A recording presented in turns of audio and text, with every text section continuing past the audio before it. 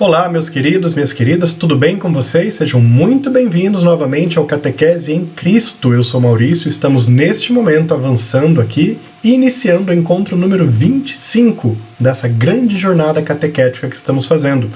Estamos aqui, como vocês sabem, intercalando sempre, uma temática bíblica e uma temática cristã geral, conforme as orientações da nossa querida e santa Igreja e de seu catecismo. Claro, Novo Testamento, livros históricos. Já falamos no vídeo anterior, bíblico, sobre os evangelhos, e hoje temos um vídeo que talvez seja mais curtinho, pois vamos falar apenas de um único livro. E hoje temos um vídeo talvez mais curtinho, onde vamos falar de um único livro, os Atos Apostólicos, os Atos dos Apóstolos.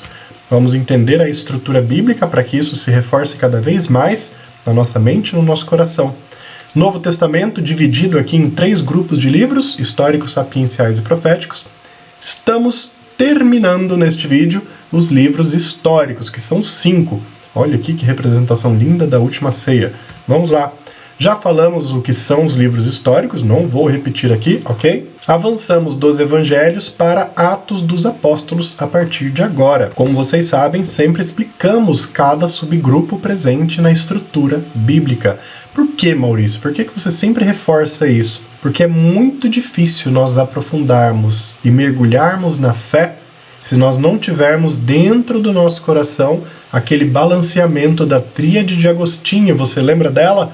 Encontros lá no início do Catequese em Cristo. Nós somos seres compostos de razão, emoção, e esses 2 elementos, quando bem trabalhados, aumentam a nossa fé, a nossa espiritualidade. Então, no Catequese em Cristo, nós estamos aguçando, aprofundando a nossa razão e também a nossa emoção, para que elas juntas possam elevar a nossa fé. Crer sem ver é maravilhoso, é resultado de muita fé, mas crer sem conhecer e se aprofundar deixa a nossa fé fraca. Compreendemos? Precisamos nos aprofundar, conhecer, estudar, para que Deus, Jesus Cristo, opere em nossas vidas dia e noite.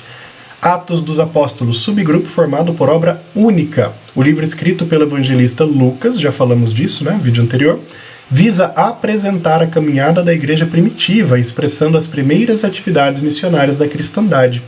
Atos dos Apóstolos, como o próprio nome diz, o que os apóstolos fizeram após a ascensão de Jesus aos céus. A gente sabe que Jesus morre e ressuscita, fica no meio dos seus até o Pentecostes, que é a descida do Espírito Santo. E após esse acontecimento, Jesus volta à sua morada celeste e os apóstolos vão dar continuidade ao projeto do reino de Deus. E é disso que trata os Atos. Escrito por Lucas, Vocês lembram que a gente comentou aí, vídeo retrasado, sem ser o anterior, o outro vídeo, quando nós falamos do evangelista Lucas, que ele acompanhou Paulo por muitos anos, absorveu todas as informações, conhecimentos e as revelações que Paulo foi tendo, escrevendo assim o Evangelho de Lucas e em sequência os Atos dos Apóstolos, como se fosse uma grande obra e sua continuidade. Então, Antigo Testamento, Novo Testamento e históricos, já falamos dos Evangelhos e cá estamos em Atos dos Apóstolos, livro número 51. Como trilhamos uma jornada longa nesse projeto Catequese em Cristo, hein? Vamos lá? Como eu falei, subgrupo de um livro único. Estamos aqui no livro número 51, Atos dos Apóstolos. São 28 capítulos de informações preciosas, maravilhosas. Em Atos dos Apóstolos, antes até de entrar nesses temas que estão aqui apresentados, para facilitar esse nosso encontro, em Atos nós temos a explicação dos motivos pelo qual nós estamos aqui hoje. Se esses apóstolos, se esses homens de Deus que foram sucedendo um após o outro, não tivessem se espalhado pelo mundo, não tivessem dado suas vidas, o que seria do projeto salvífico de Jesus hoje em nossas vidas? Será que nós conheceríamos o que foi Jesus? Será que os homens teriam denegrido tanto as atitudes maravilhosas e misericordiosas de nosso Senhor Jesus? Então, porque homens que aqui estão apresentados nos Atos fizeram o que fizeram, que nós hoje somos cristãos católicos. É atribuído a Lucas como continuidade de seu evangelho. Já falei isso algumas vezes, Vocês devem estar cansados, mas é bom que a catequese fica firme na cachola.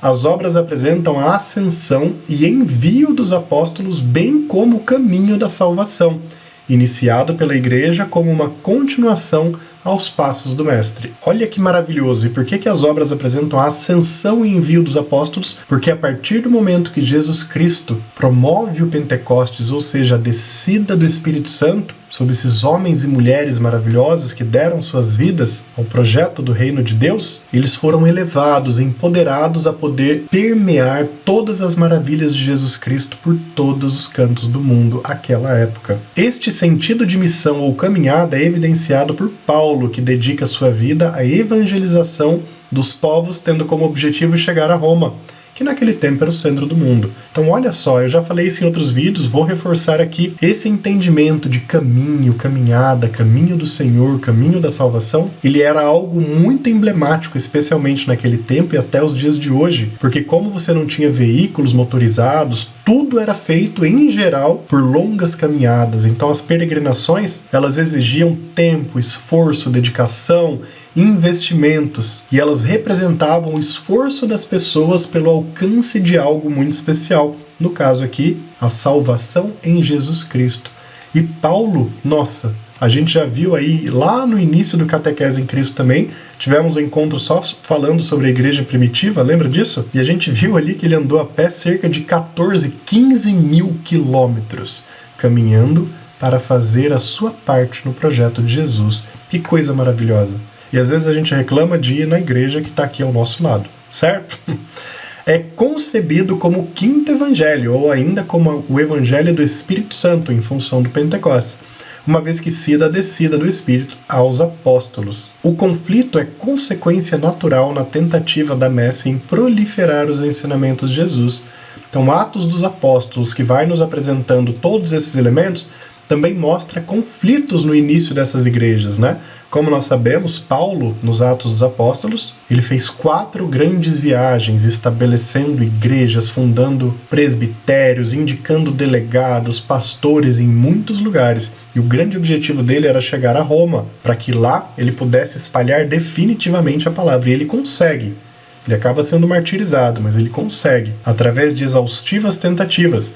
E o livro dos Atos mostra que ao percorrer e fazer todas essas proezas, não apenas Paulo, mas também outros apóstolos como Pedro, o conflito ele acabou acontecendo. O conflito entre quem?